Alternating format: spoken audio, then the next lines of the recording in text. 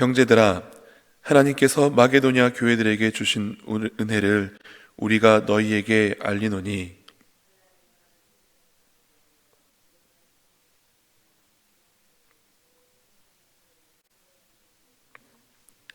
내가 증언하노니 그들이 힘대로 할 뿐 아니라 힘에 지나도록 자원하여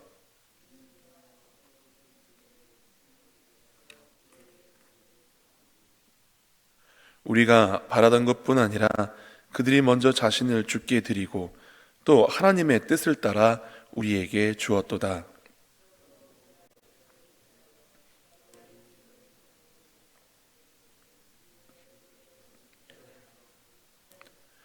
오직 너희는 믿음과 말과 지식과 모든 간절함과 우리를 사랑하는 이 모든 일에 풍성한 것 같이 이 은혜에도 풍성하게 할지니라.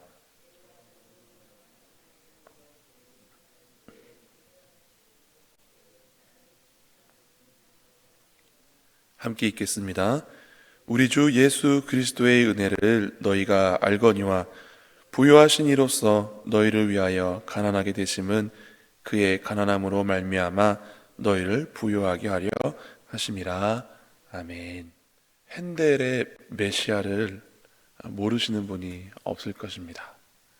음악가 핸델이 이 오라토리오 메시아를 쓰기 직전까지만 하더라도 그는 신앙인이 아니라 대중적인 인기만을 추구하던 음악가였다라고 합니다. 그가 처음 데뷔하였을 때 영국의 온 국민의 사랑을 받고 또 명성을 한 몸에 받았다고 합니다. 그런데 그 인기의 시절이 오래가지 않았습니다. 차차 대중으로부터 조금씩 외면당하기 시작하고 개최하는 연주회마다 다 망해버렸습니다.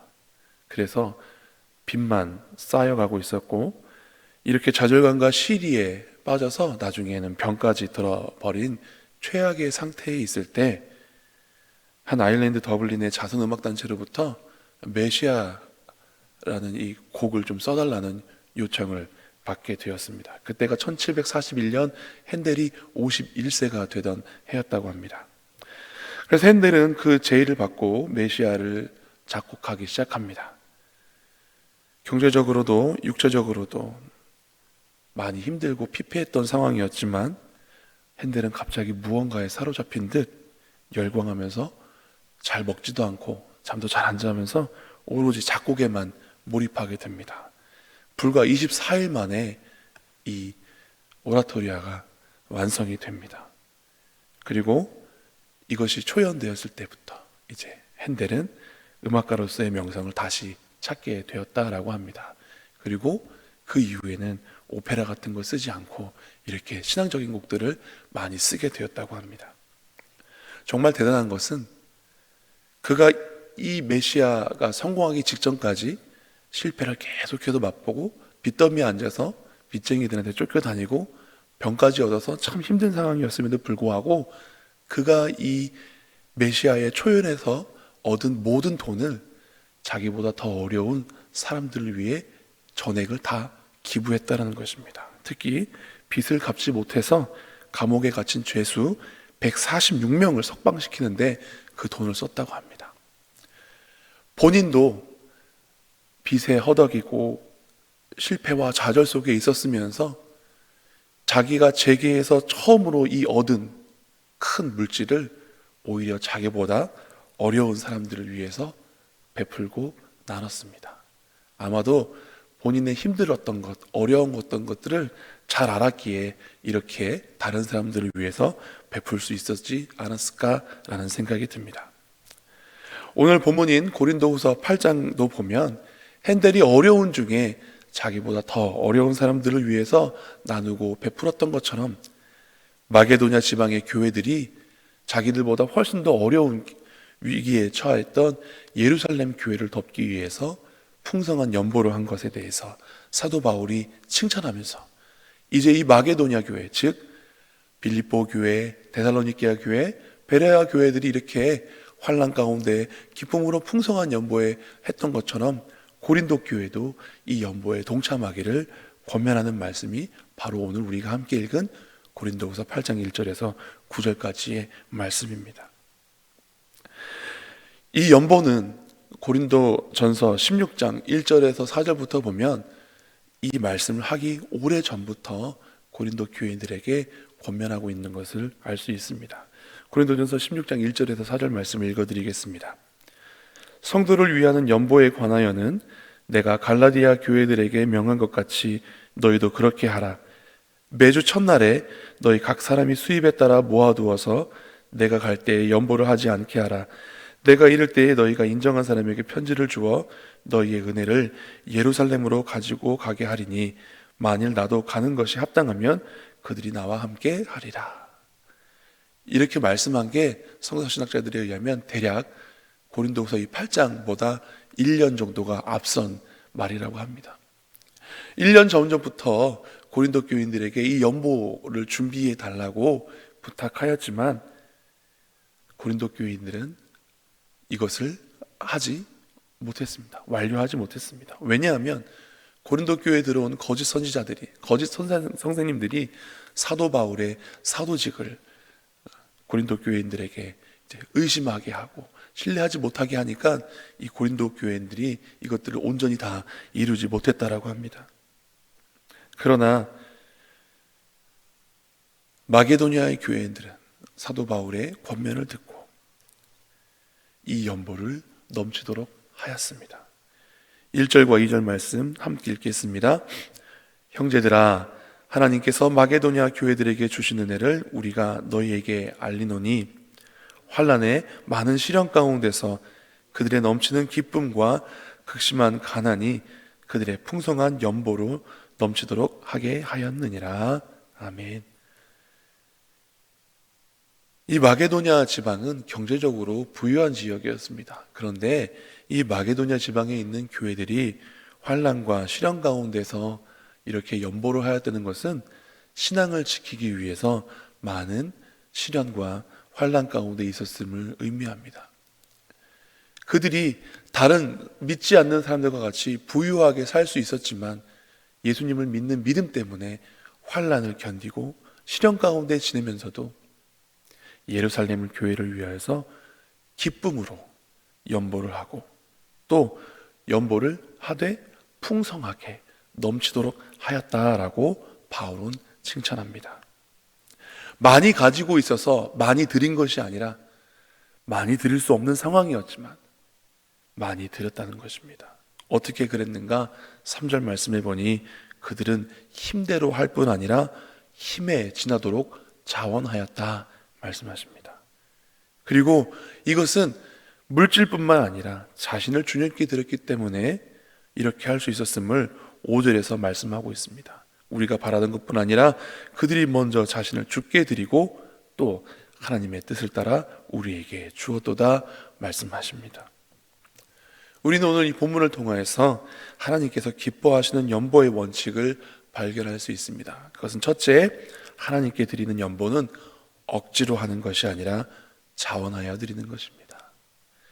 우리 찬송가 211장을 불렀지만 값비싼 향유를 드린 여인이 억지로 예수님께 나와서 드린 것이 아닙니다.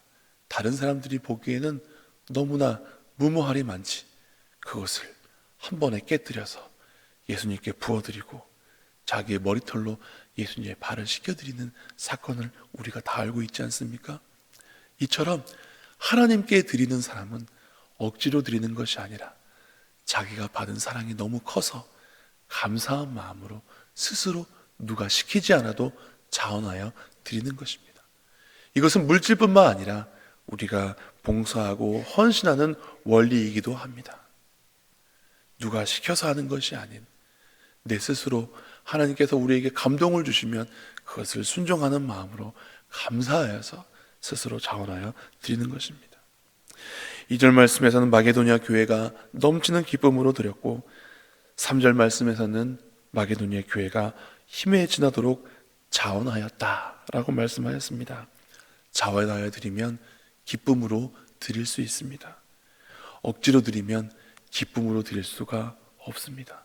우리가 하나님께 드릴 때 기쁨으로 드릴 수 있기를 바랍니다. 자원하여 드릴 수 있기를 바랍니다. 두 번째 원칙은 하나님께 드리는 연보는 경건에서부터 시작됩니다. 5절 말씀 아까도 읽었지만 다시 한번 읽어보겠습니다. 우리가 바라던 것뿐 아니라 그들이 먼저 자신을 주께 드리고 또 하나님의 뜻을 따라 우리에게 주었도다. 물질만 드리는 것이 아니라 자신을 온전히 헌신하여 하나님께 드렸고, 또 그것은 무엇을 따라 드렸는가? 하나님의 뜻을 따라 드렸다라고 말씀하고 있습니다. 나도 힘들고 어렵지만 더 힘들고 어려운 예루살렘 교회, 믿음 안에서 한 형제 되고 한 가족 된 그 교회를 위하여서 하나님의 뜻을 따라 내가 이렇게 드리는 것이 하나님을 기쁘시게 하는 일이구나 하는 마음으로 드렸다라는 것입니다. 이것이 바로 경건입니다. 하나님의 뜻이 어디에 있는가 찾아보고, 또 하나님의 뜻이 그러하면 내가 힘들고 어렵지만 자원하여서 힘에 지나도록 하나님께 드릴 수 있는 것, 이것이 경건에서부터 온, 믿음에서부터 온 연보입니다. 마지막으로 바울은 연보의 보다 높은 차원의 동기 및 근본 원리로서 예수 그리스도의 성육신하심과 만민을 위한 대속적 죽음을 이야기합니다. 9절 말씀 같이 읽어보겠습니다. 우리 주 예수 그리스도의 은혜를 너희가 알거니와 부요하신 이로써 너희를 위하여 가난하게 되심은 그의 가난함으로 말미암아 너희를 부요하게 하려 하심이라. 예수님께서 부요하셨는데 가난하게 되셨다. 빌립보서의 말씀을 빌리면 그는 근본 하나님의 본체시나 하나님과 동등됨을 여길 것으로 취하지 아니하시고 오히려 자기를 비워 종의 형체를 가지고 십자가에 달려 죽기까지 자기를 낮추셨다라고 말씀하십니다. 예수님은 하늘 영광 보좌를 우리를 위하여서 포기하시고 낮고 낮은 이 땅 위에 구유 위에 누이신 아기로 이 땅에 태어나셨고, 많은 죄를 지은 죄수들만 지는 그 참혹한 십자가를 우리 죄를 위하여 담당하셨습니다. 바울은 예수님께서 부유하셨는데 자기의 모든 것을 우리에게 내어주셔서 가난하게 되신 것처럼, 그리고 그렇게 하신 이유는 우리로 하여금 부유하게 하신 하나님의 뜻이라고 말씀하십니다. 그래서 예수님을 믿고 따르는 우리도 자신을 온전히 들여서 다른 일을 부유하게 하는 그 일에 동참해야 한다라고 사도 바울은 말씀하고 있는 것입니다. 사랑하는 성도 여러분, 우리는 예수님 안에서 부유해지는 사람이 되어야겠습니다. 세상에서 눈으로 보면 가난하고 고난받고 환난 가운데 있는 보잘것없는 인생처럼 보일지라도 하나님의 눈으로 봤을 땐 스스로 가난하게 되어서 그리스도의 부요함에 동참하는 믿음의 사람들이 되어야 하겠습니다. 우리 교회 안에서는 어렵고 힘들고 아픈 사람들이 있지만 이와 같이 하나님의 뜻을 따라 자기를 드리고 물질을 나눠서 모두가 풍요하고 모두가 믿음 안에서 부유해지는 이 아름다운 믿음의 원리가 세워지는 복된 교회가 되기를 바랍니다.